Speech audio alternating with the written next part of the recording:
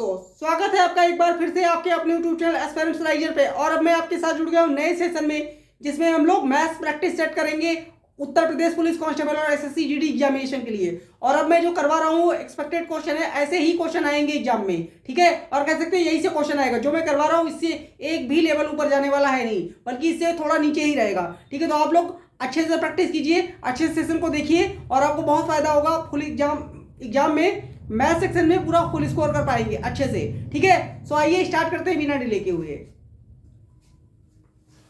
सो दोस्तों, पहला क्वेश्चन देखते हैं। देखिए क्या दिया गया है, रीड करते हैं। एक बेईमान दुकानदार अपनी वस्तुओं को क्रय मूल्य पर बेचने का वादा करता है, परंतु 30% कम वजन का प्रयोग करता है। लाभ प्रतिशत कितना है? तो बेसिकली ये लाभ हानि वाले चैप्टर से जो बेईमान दुकानदार वाला क्वेश्चन होता है वही है, उसका कंसेप्ट यहाँ पे लगेगा। तो देखिए कैसे बनाएंगे। तो हमें क्या दे रखा है, हमें देखा 30% कम वजन कहता है, क्रय मूल्य पे बेच रहा हूँ। दुकानदार जो है वो कह रहा है कि मैं क्रय मूल्य पे ही बेच दे रहा हूँ, मतलब जिस पे खरीद के लाया हूँ उसी पे बेच दे रहा हूँ। लेकिन वो 30% जो है बेईमानी करता है। तो 30% क्या होता है? 30% क्या होता है? 3/10 होता है कि नहीं होता है? ठीक है। अब देखिए,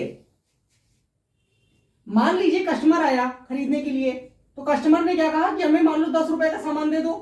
तो कस्टमर ने कितने रुपए का सामान मांगा? 10 रुपए का। लेकिन दुकानदार क्या करेगा? दुकानदार 10 रुपए का नहीं देगा, 3 का चीटिंग कर लेगा, 3 का चीटिंग कर लेगा। तो यानी कि दुकानदार कितना रुपए सामान देगा? 7 रुपए का। तो यानी कि ये वाला साइड जो कस्टमर का साइड है और ये वाला दुकानदार का, ठीक है। तो कस्टमर ने 10 रुपए का सामान मांगा, लेकिन कस्टमर से तो दुकानदार ने 10 रुपए ले लिया, लेकिन सामान कितने का रुपए का दिया? 7 रुपए का। तो देखिए कितने का प्रॉफिट हो रहा है? 3 का। तो 3 और कितने पे हो रहा है? 7 पे। तो 3/7 गुणे 100, तो कितना आ जाएगा? 300। 300/7, 7 × 4, जहां पैसे का ली ना 1/7 हम जानते क्या होता है? 1/7 क्या होता है? 14। 1/7 होता है 14 होल या 14.28%। तो 3/7 इसका 3 गुना हो जाएगा, यानी 14 × 3 42 और 28 × 3 84, यानी कि 42 में कोई ऑप्शन दे रखा है? हाँ, option number B is the right answer. अब निकाल भी सकते हैं, 7 से काट दीजिए। 7 से कट के 4 बार में 7 चौका 28, 2 बचेगा, 20 होगा, 20 होगा ना। तो 7 दूनी 14, 6 बचेगा। तो 42 से ही 6/7% आ जाएगा इस क्वेश्चन का right answer. That means option number B is the right answer. Solution देख लीजिए एक बार।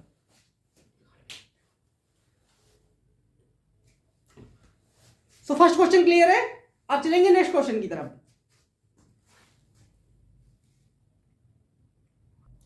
तो दोस्तों नेक्स्ट क्वेश्चन देखिए क्या दिया गया है। 20% वार्षिक ब्याज की दर से राम ने 20,000 रुपए का निवेश किया। पहले 1 वर्ष के लिए ब्याज अर्धवार्षिक चक्रवृद्धि होता है तथा दूसरे वर्ष के लिए ब्याज वार्षिक आधार पर चक्रवृद्धि होता है। तो 2 वर्षों के बाद अर्जित कुल ब्याज कितना है? तो हमें क्या बताना है? हमें बताना है कि कुल ब्याज 2 वर्षों के बाद कितना मिलेगा, ठीक है। और कंडीशन ये है कि पहले साल में ब्याज की दर चक्रवृद्धि लगेगी और वो भी हाफ ईयरली, लेकिन दूसरे साल में ब्याज की दर ईयरली लगेगी, यानी कि वार्षिक लगेगी, वो भी जो है 20% के हिसाब से। तो देखिए सबसे पहले क्या करेंगे, जब ब्याज की दर अर्धवार्षिक लगती है, जब ब्याज की दर अर्धवार्षिक लगती है तो ब्याज भी हो जाएगा आधा, यानी कि अर्धवार्षिक हो जाएगा। तो 20% का आधा कितना हो जाएगा? 20% डिवाइड बाय 2, यानी कि 10%। यानी पहले और 1 साल में कितने हाफ ईयर होते हैं? 1 साल में 2 हाफ ईयर होते हैं, यानी कि पहले 2 हाफ ईयर में ब्याज की दर 10% के हिसाब से लगेगी। तो अब आप देखिए 10% का मान क्या होता है? 1/10। तो अगर आप देखें तो 10 रुपए का इन्वेस्टमेंट अगर किया तो 1 रुपए का ब्याज मिलेगा, 11 हो जाएगा। ये हो गया पहले साल के लिए, पहले साल के पहले हाफ ईयर के लिए। ये हो गया पहले हाफ ईयर के लिए। अब अगले हाफ ईयर में क्या होगा? आधे साल में फिर से 10 से 11 हो जाएगा। तो ये हो गया पूरे 1 साल के लिए छमाही जब ब्याज लग रहा है 10 से 11, 10 से 11। अब देखिए, अब अगले दूसरे वर्ष में क्या हो रहा है? ब्याज सालाना यानी वार्षिक लगेगा, तो 20% के हिसाब से लगेगा। तो 20% का मान क्या होता है? 20% क्या होता है? 20% होता है 1/5। यानी अगर 5 रुपए का इन्वेस्टमेंट किया तो यानी कह सकते हैं अगर 5 का इन्वेस्टमेंट किया तो कितना ब्याज मिलेगा, 6 का। तो एक काम करते हैं ना, इसको 10 बना दीजिए, तो ये कितना हो जाएगा, 2 से मल्टीप्लाई, तो यहाँ 2 हो जाएगा। तो यानी हम ये कह सकते हैं कि अगर 10 का इन्वेस्टमेंट करेगा तो 2 रुपए ज्यादा मिलेगा, यानी अगर 10 का इन्वेस्टमेंट करेगा तो 2 रुपए ज्यादा मिलेगा, यानी 12 मिलेगा। तो ये हो गया। तो ये क्या है, ये है प्रिंसिपल और ये है अमाउंट, यानी ये है मूलधन, ये क्या है, मिश्र धन। तो आप देखिए, आप क्या कीजिए, इनको कर दीजिए मल्टीप्लाई। तो 10 × 10 100, 100 × 10 1000, तो ये आ गया 1000। अब यहां देखिए 11 × 11 तो हम जानते हैं 121 होता है, और उसमें 12 से मल्टीप्लाई कर दीजिए तो कितना आ जाएगा, 12 × 12 और 12 दूना 24 है, 25 के 5 हासिल 2, 12 × 12 2 14, यानी 1452 आ जाएगा यहां पर। तो आप देखिए कितने का ब्याज मिल रहा है, हमें ब्याज चाहिए, अमाउंट है, तो हमें क्या चाहिए, हमें बस ब्याज चाहिए। तो ब्याज कितने का मिल रहा है, घटा दीजिए 452 का, ठीक है। तो अब हमें क्या बताना है, हमें बताना है टोटल ब्याज। लेकिन हमारे अकॉर्डिंग तो 1000 रुपए का निवेश कर रहा है, लेकिन उसने तो बोला था कि 20,000 का कर रहा है, तो यानी हम कह सकते हैं कि 20,000 जो है वो 1000 के बराबर है। तो 452 किसके बराबर होगा, तो हमें 452 का बेसिकली मान निकालना है। तो बहुत आसान है, देखिए बस कैंसिल हो जाएगा, 3 0 3 0 काट दीजिए और 20 से कर दीजिए इसको मल्टीप्लाई, तो क्या आ जाएगा, 1 0 तो पहले ही आ जाएगा बोनस में, तो 2 से मल्टीप्लाई होगा, 2 दूना 4, 2 पंचे 10 के 0 हासिल 1, 2 चौको 8 1 9, तो 9040 रुपए आ जाएगा। यानी कि उसको 2 साल के बाद जो कुल ब्याज मिलेगा 9040 का। Option number C is the right answer. Solution देख लीजिए आप लोग।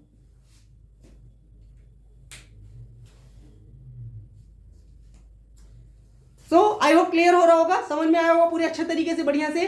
अब चलेंगे अगले क्वेश्चन की तरफ।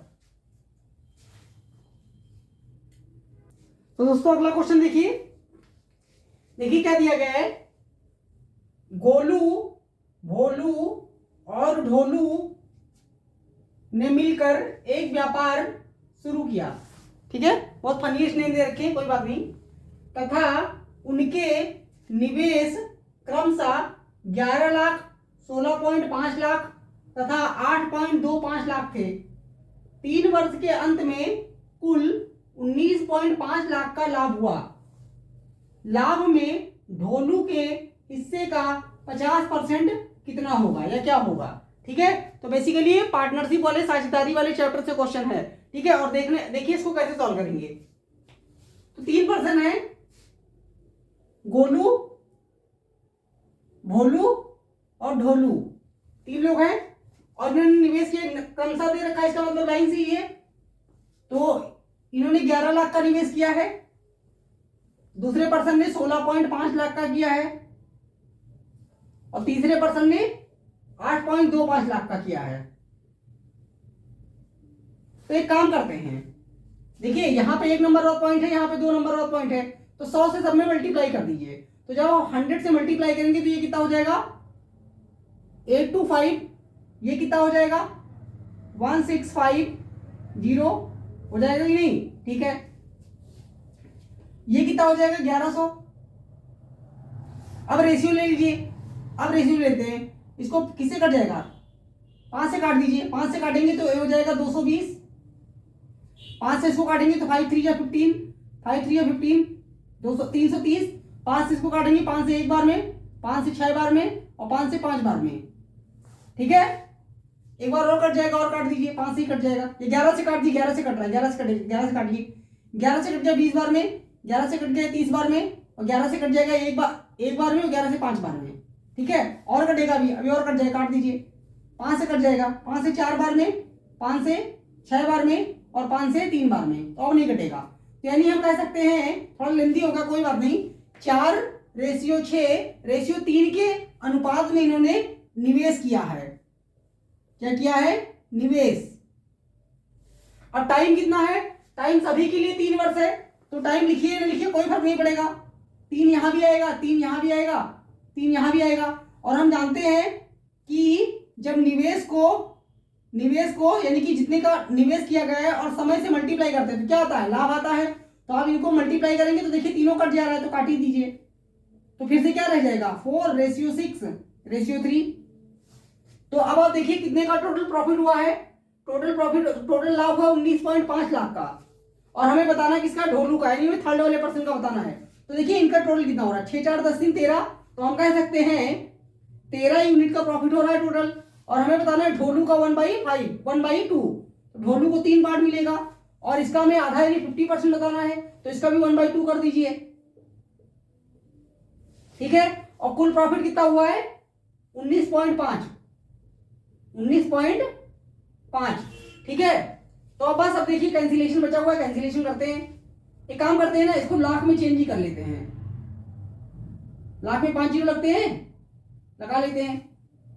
ठीक है, अब काटेंगे इसको, देखिए अबे कट तो रहा नहीं, 13 से काट दीजिए, 13 से एक बार में कट जाएगा, 13 से कट जाएगा 15 बार में, और फॉलोड बाई 5 जीरो। अब यहां देखिए 3 से क्या होगा, 3 से काटना नहीं है, 2 से काट दीजिए, 2 से काटेंगे तो आ जाएगा 750 यानी 75 आ जाएगा, और फॉलोड बाई 4 जीरो। तो 7, अब ये देखिए जब मल्टीप्लाई करेंगे आप तो क्या आएगा, 3 को 75 से मल्टीप्लाई करते हैं तो आता है 225 आएगा, और क्या आएगा 4 जीरो आएंगे। तो आप देखिए 1 2 1 10 100,000 10,000 100,000 यानी कि लाख आ जाएगा, यानी 2.25 लाख आ जाएगा। Option number B is the right answer. Option number B जो है राइट है, सॉल्यूशन देख लीजिए एक बार।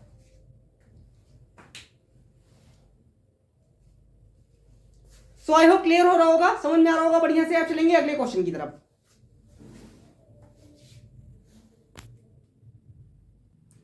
तो दोस्तों अगला क्वेश्चन देखिए, बेसिकली सिंप्लीफिकेशन का क्वेश्चन है। आपको सिंप्लीफिकेशन के क्वेश्चन करेंगे, ठीक है, बढ़िया वाला क्वेश्चन है। देखिए क्या दे रखा है, 2.8 का होल स्क्वायर माइनस 1.2 का होल स्क्वायर अपॉन 4.5 का होल स्क्वायर माइनस 3.5 का होल स्क्वायर का मान ज्ञात कीजिए, और ऑप्शन दे रखा है। तो देखिए इसको देख के कुछ पैटर्न याद आता है क्या, आप लोगों ने बेसिक अलजेब्रा में ही पढ़ रखा होगा। ए स्क्वायर माइनस बी स्क्वायर क्या होता है, ये क्या होता है, ए प्लस बी और ए माइनस बी, यही होता है कि नहीं। तो देखिए ऐसा ही बन रहा है क्या, हाँ बन तो रहा है, और ऐसा ही नीचे भी बन रहा है। तो बस कुछ नहीं करेंगे, फॉर्मूला अप्लाई करेंगे यहाँ पे, नहीं तो पूरा सॉल्व नहीं करेंगे। ठीक है, तो यानी कि क्या हो जाएगा, ए प्लस बी यानी कि 2.8 प्लस 1.2, और दूसरे में क्या आ जाएगा 2.8 माइनस 1.2, और ऐसे ही नीचे भी आ जाएगा 4.5 प्लस 3.5 और 4.5 माइनस 3.5। ठीक है, तो देखिए यहां पे कितना आएगा, इसको ऐड करेंगे तो आएगा 4 मल्टीप्लाई, यहां सब्ट्रैक्ट करेंगे तो कितना आएगा 1.6, नीचे क्या आएगा, इनको ऐड करेंगे तो क्या आएगा, इनको ऐड करेंगे तो 8 आ जाएगा, और जब सब्ट्रैक्ट करेंगे तो क्या आएगा, सब्ट्रैक्ट करेंगे तो 1 आ जाएगा।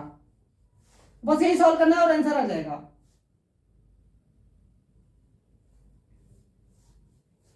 ठीक है, यही सॉल्व करेंगे और आंसर आ जाएगा। देखिए क्या आएगा, 8 से तो ये कट गया 0.2 बार में, 1 तो नीचे है कोई बात नहीं, 4 इंटू 2 कितना होता है 8 होता है, और एक नंबर पर पॉइंट लग जाएगा तो 0.8 इस क्वेश्चन का आंसर आ जाएगा।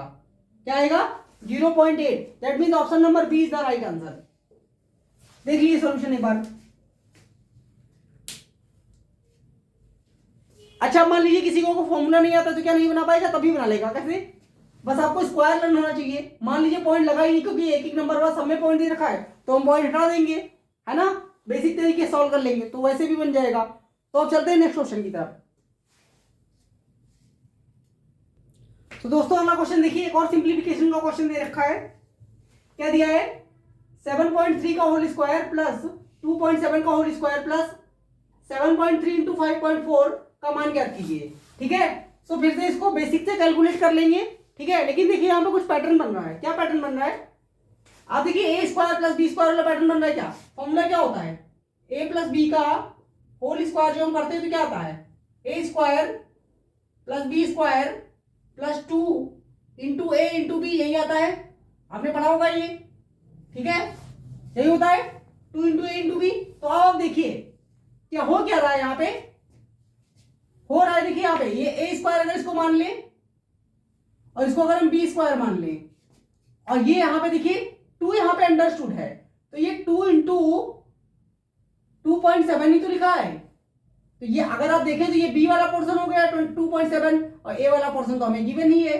ठीक है, तो यहाँ पे बस फॉर्मूला लगाएंगे और कुछ नहीं करेंगे। ठीक है, तो बहुत आसान हो जाएगा। कैसे? 7.3 प्लस 2.7 इनका कर दीजिए होल स्क्वायर और आंसर आ जाएगा। तो जोड़ दीजिए, 7 3 10 हो गया, 10 की 0 हासिल 1, 7 दोनों 1 10, तो 10 और 1 नंबर पर लग जाएगा पॉइंट, यानी कह सकते हैं 10 का होल स्क्वायर। तो 10 का होल स्क्वायर क्या होता है? 100। सो इस क्वेश्चन का राइट आंसर क्या हो गया? 100। That means option number D is the right answer. Solution देख लीजिए एक बार।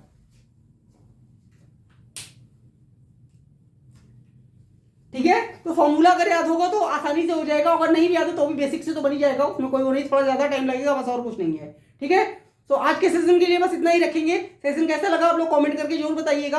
अच्छा लगा वीडियो तो लाइक करें, शेयर करें। और एक्सपेक्टेड क्वेश्चन है जो अभी उत्तर प्रदेश पुलिस कांस्टेबल का एग्जाम 17 और 18 फरवरी को होने वाला है, उसमें जरूर ही इसी तरीके का क्वेश्चन आएगा, बल्कि इससे कम लेवल का आएगा। मैंने ये कुछ 28 या 29 नंबर का लेक्चर है, और मैं उसके अलावा मैंने कुछ डीआई के 3-4 लेक्चर तो मैंने डीआई के करवाए हुए हैं, और बहुत सारे मैं उम्मीद करके चलता हूं कि आप लोग मैथ्स में फुल स्कोर करेंगे। ठीक है, सो पढ़ते रहिए, आगे बढ़ते रहिए। मिलेंगे अगले सेशन में, तब तक के लिए थैंक यू सो मच।